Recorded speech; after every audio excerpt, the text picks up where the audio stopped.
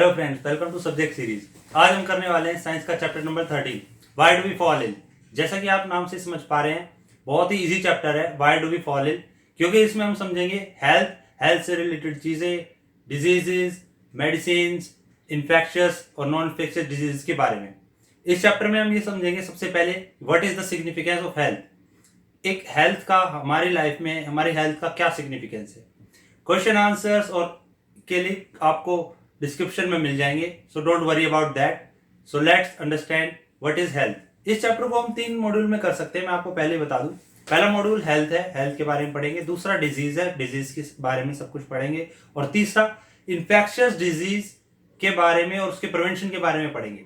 So let's start with our first module, that is health and its significance.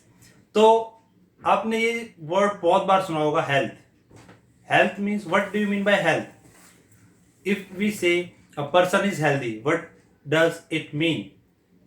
The real life, in a real context, we say that a person is healthy if he is physically, mentally and socially healthy. That means health is not dependent upon the body of a person.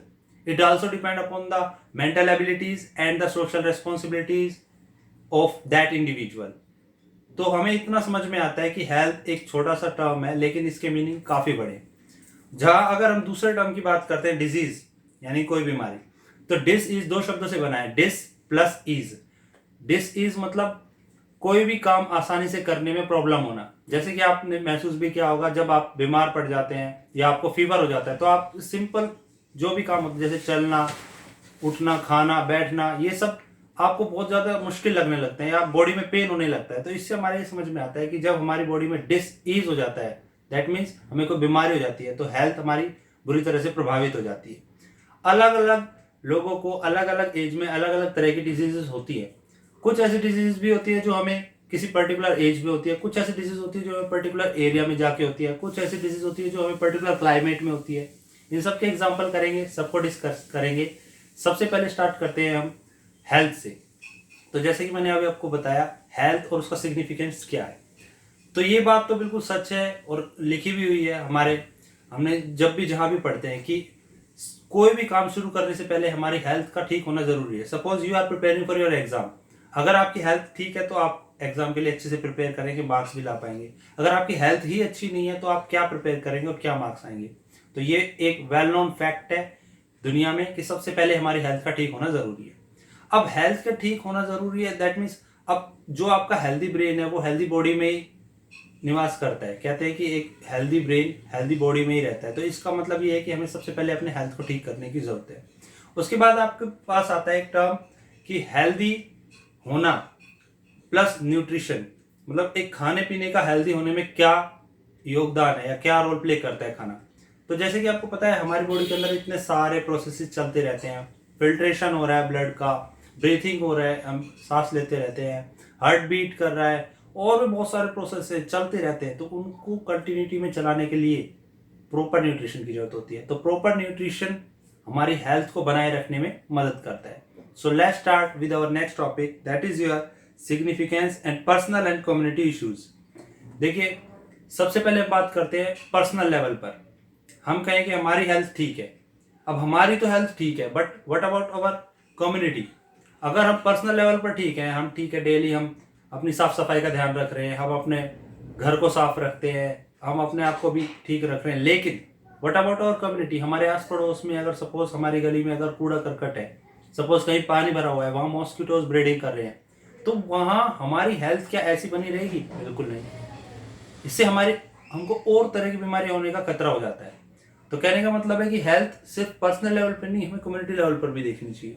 Personal level तक तो मैंने आपको बताया, ठीक है, आपने अपने घर को साफ रख लिया, आप डेली साफ सफाई का ध्यान रख रहे हैं, खाने से पहले हाथ धोते हैं, खाने के बाद भी हाथ धोते हैं, सब कुछ आप सही करें। लेकिन what about your community, what about your neighbourhood. अगर आपकी कम्युनिटी नेबरहुड में भी सब साफ सफाई है, तभी आपकी हेल्थ मेंटेन रह सकती है काफी लंबे समय तक।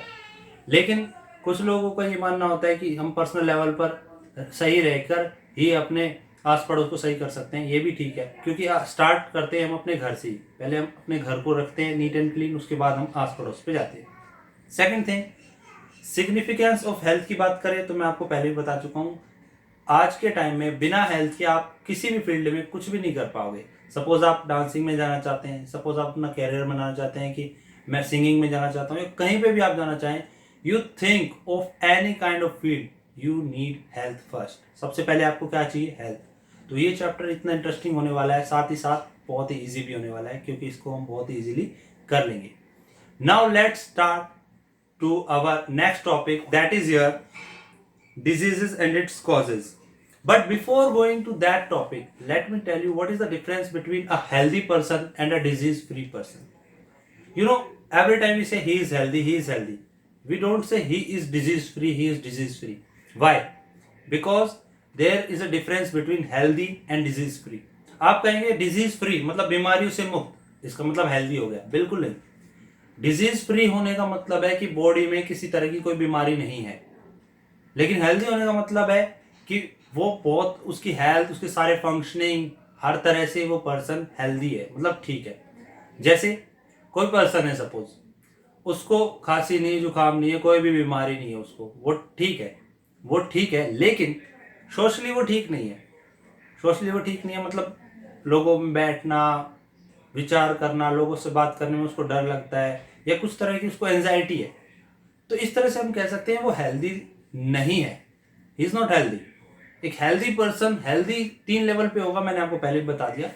बॉडी यानी फिजिकल लेवल पर तो होगा ही, साथ ही साथ मेंटली, दिमागी रोग से भी ठीक होना चाहिए, और साथ ही साथ सोशली यानी लोगों के बीच उठना बैठना, ये सब भी उसका ठीक होना चाहिए। दूसरा एग्जांपल मैं लेना चाहूँगा, अगर मैं डिजीज फ्री की बात कर ही रहा हूँ, तो यहाँ पे जो लोग मेंटल असाइलम यानी पागल खाने में होते हैं, जो लोग, उन मैड पर्सनस को कोई बीमारी नहीं होती है, उनको कोई बीमारी नहीं है, बस वो मेंटली ठीक नहीं है।